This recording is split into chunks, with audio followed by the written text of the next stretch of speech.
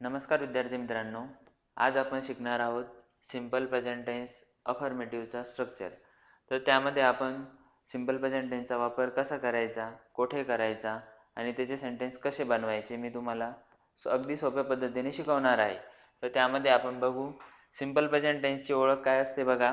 ज्या वाक्याच्या शेवटीला खातो, पितो, राहतो, बोलतो किंवा एखादी लेडीज असेल जसं की खाते, पिते, राहते, बोलते, जसं की मुलींचा उल्लेख करायचा असेल आपल्याला तर आपण तेव्हा कसं म्हणतो, ती चहा बनवते, ती शाळेत जाते. तर त्यावेळेला काय राहील त्याला असला जाते, खाते, पिते, राहते, बोलते. आणि जर एखादा मेल कॅन्डिडेट असेल तर त्यावेळेला काय असतं, खातो, पितो, राहतो, बोलतो, विकतो.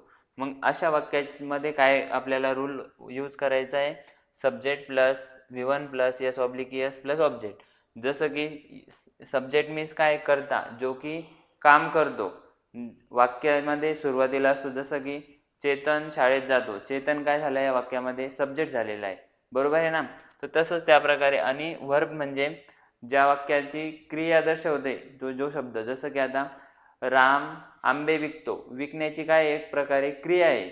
विकणे, खाणे, पिणे, राहणे, बोलणे हे काय झालेले ॲक्शन वर्ब. मग त्यांनाच काय म्हणतो आपण, याच्यामध्ये त्या वर्बचा वापर आपण वर्ब म्हणून करणार आहोत. नंतर आपण एस ऑब्लिक एस कसा वापरायचा ते या रूलमध्ये बघणार आहोत. ऑब्जेक्ट, आता सगळ्यात पहिले एक लक्षात ठेवा, आपल्याला सब्जेक्ट शोधण्यासाठी कोणने प्रश्न करायचा आहे. कशाने प्रश्न करायचा, कोणने. कोणने प्रश्न केला तर आपल्याला काय भेटतो, सब्जेक्ट भेटतो. आणि कायने प्रश्न केला तर आपल्याला काय भेटतो, ऑब्जेक्ट भेटतो. आता सपोज मी पुस्तक वाचतो. कोण पुस्तक वाचतो, तर मी पुस्तक वाचतो. समजते का तुम्हाला. मी पुस्तक वाचतो म्हणजेच काय आहे, याच्यामध्ये सब्जेक्ट झाला मी. मी साठी काय वर्ड्स आहे, आय. आय सब्जेक्ट झाला, याच्यामध्ये आय. सब्जेक्ट नंतर काय घ्यायचं आपल्याला, रूलप्रमाणे वर्ब घ्यायचा आहे. वर्ब काय असतो, मराठी वाक्याच्या शेवटीला. मराठी वाक्या शेवटीला काय शब्द आहे, वाचतो. वाचण्यासाठी काय शब्द आहे, रीड. समजतंय का, READ, रीड. नंतर काय घ्यायचं आपल्याला, एस ऑब्लिक एस. तुम्हाला सांगेल हे व्यवस्थित कुठं काय वापरायचं आहे ते. नंतर ऑब्जेक्ट घ्यायचा. ऑब्जेक्ट शोधण्यासाठी काय टेस्टर आहे, आत्ताच बघितलं आपण. काय, मी पुस्तक वाचतो. काय वाचतो, पुस्तक. पुस्तकला काय म्हणतात, बुक. म्हणजेच काय झालंय, मराठी वाक्याचा सुरुवातीचा शब्द सब्जेक्ट असतो, जो मिडलचा वर्ड्स असतो तो काय असतो, ऑब्जेक्ट असतो, आणि लास्टला वर्ब असतो. तसंच आपण इंग्लिशमध्ये जर फ्रेम करायचं ठरलं वाक्य, तर आपल्याला पहिला वर्ड्स जो असतो तो सब्जेक्ट, नंतर वर्ब्स, नंतर लास्टला ऑब्जेक्ट. ही काय आपली सिंपल प्रेझेंट टेन्सची रचना आहे. तर त्याच प्रकारे आपण आता खाल्लं सेंटेन्स बघू आणखी. तू गाणे गातो. तू साठी काय वर्ड्स आहे, यू. आता सांगितलं मी, सब्जेक्ट नंतर वर्ब घ्यायचा आहे. वर्ब हा कुठं असतो, मराठी वाक्याच्या शेवटीला असतो, बरोबर आहे ना. तर शेवटीला काय, गातो. गाण्यासाठी काय शब्द आहे, वर्ब आहे, सिंग, SING, सिंग. आणि नंतर ऑब्जेक्ट. ऑब्जेक्ट काय, गाणे. गाण्यासाठी सॉन्ग.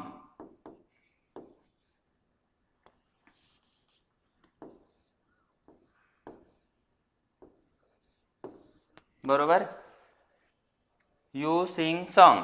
म्हणजे काय झालं याचं मिनिंग, तू गाणे गातो. आता आपल्याला थर्ड नंबरचं सेंटेन्स बघायचं आहे बघा. त्याच्यामध्ये ते दूध पितात. ते साठी काय वर्ड्स आहे, एक प्रोनाऊन म्हणून. ते साठी दे, THEY, दे. नंतर वर्ब लास्टला आहे, पितात. पिण्यासाठी काय शब्द आहे, ड्रिंक, DRINK. नंतर वर्ब काय, ऑब्जेक्ट काय त्याच्यामध्ये, मिल्क.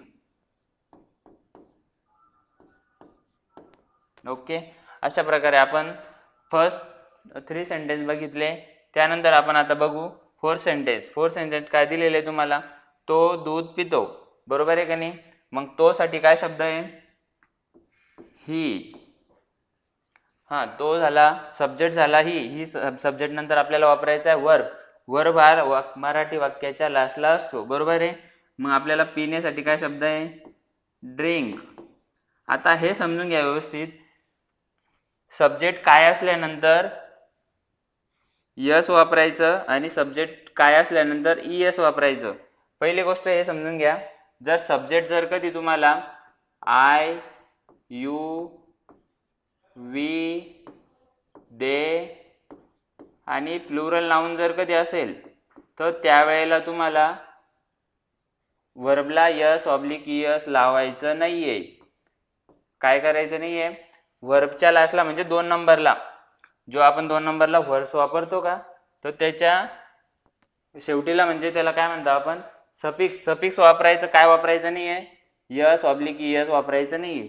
जसं की आय असलं तर यस ऑब्लिक ईएस वापरायचं नाही, पण केव्हा वापरायचं, जेव्हा ही, शी, इट आणि कुणाचे नाव जसं की राम, श्याम, गीता असेल तर तुम्हाला यस ऑब्लिक ईएस वापरायचंच आहे.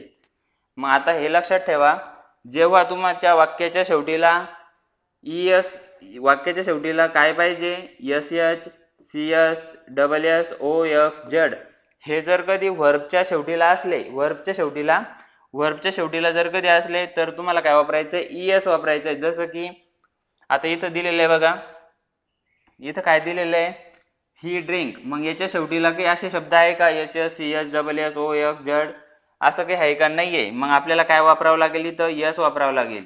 समजतंय का तुम्हाला, काय यस वापरावं लागलं, कारण की या वाक्याच्या शेवटीला एस एस, सी एच, व्हर्बच्या शेवटीला H S, C H, double S, O X, Z नाही आहे, म्हणून आपल्याला काय वापरावं लागलं, यस वापरावं लागलं. नंतर आपल्याला ऑब्जेक्ट घ्यायचा आहे. हे समजतंय का, मी तुम्हाला समजून सांगतोय यस आणि यस कुठं वापरायचं आहे. मग आपण आता इथं वापरलंय यस. हां, मग आता याच्यानंतर ऑब्जेक्ट घ्यायचा. ऑब्जेक्ट काय, त्याच्यामध्ये दूधसाठी काय शब्द आहे, मिल्क.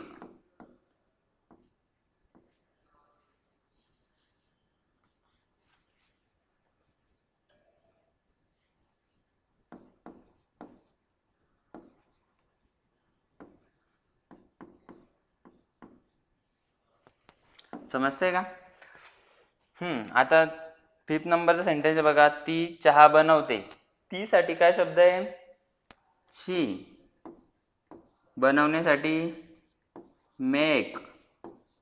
आणि आता इथं पण समजून घ्या, सब्जेक्ट जर कधी 5च्या व्यतिरिक्त असला, 5 कोणकोणते, आय, यू, वी, दे आणि प्लुरल नाऊन, तर त्यावेळेला तुम्हाला यस ऑब्लिक ईएस वापरायचं नाहीये. पण वापरायचं कुठं, जेव्हा सब्जेक्ट जर कधी ही, शी, इट, राम असेल तर तुम्हाला यस ऑब्लिक ईएस वापरायचं आहे. मग यस केव्हा वापरायचं, ज्या वाक्याच्या शेवटीला फक्त हे शब्द नसेल तेव्हा यस वापरायचं. S S, C H, double S, O X, Z जर कधी असेल तर यस वापरायचं, अदरवाईज यस वापरायचं. समजलंय का. मग आता इथं या शेवटीला काहीच नाही आहे, मग आता इथं आपल्याला काय वापरायचं आहे, यस वापरायचं आहे. ऑब्जेक्ट काय आहे, चहा. चहासाठी टी. मी गाणे ऐकतो. मी साठी आय.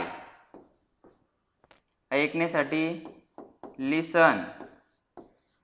मग आता मला सांगा तुम्ही, जर कधी आय हा सब्जेक्ट म्हणून आलेला असेल तर आपल्याला व्हर्बला यस ऑब्लिक यस लावण्याची गरज आहे का, तर नाहीये. का नाहीये, कारण की मी आत्ताच सांगितलंय तुम्हाला, I, you, we, they plural noun सोबत यस ऑब्लिक यस वापरत नाही व्हर्बला. नंतर काय, ऑब्जेक्ट शोधण्यासाठी काय टेस्टर आहे, काय, मी गाणे ऐकतो. काय ऐकतो, गाणे. गाण्यासाठी काय शब्द आहे, सॉन्ग. ओके. अशा प्रकारे आपण सिंपल प्रेझेंट टेन्स अफर्मेटिव्हचा रूल शिकतोय. यामध्ये मी आता तुम्हाला काही इंग्लिशमध्ये सेंटेन्स देणार आहे, तर ते PDF मध्ये देणार आहे.